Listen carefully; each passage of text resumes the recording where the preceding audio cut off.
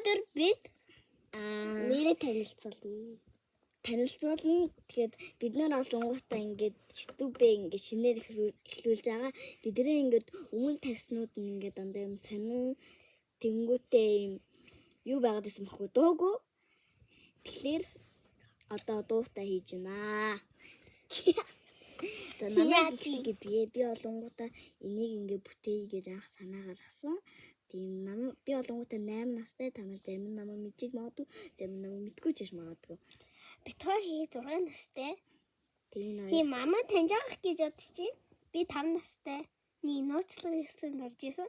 Одоо би 6 настай. Басан. Мама чимээ гэдэг. Намайг хишиг гэдэг.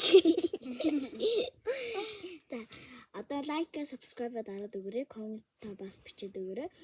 Бид нар тэгээд дараагийн бичлэгэн дээр уулзцгаая. Баярлалаа.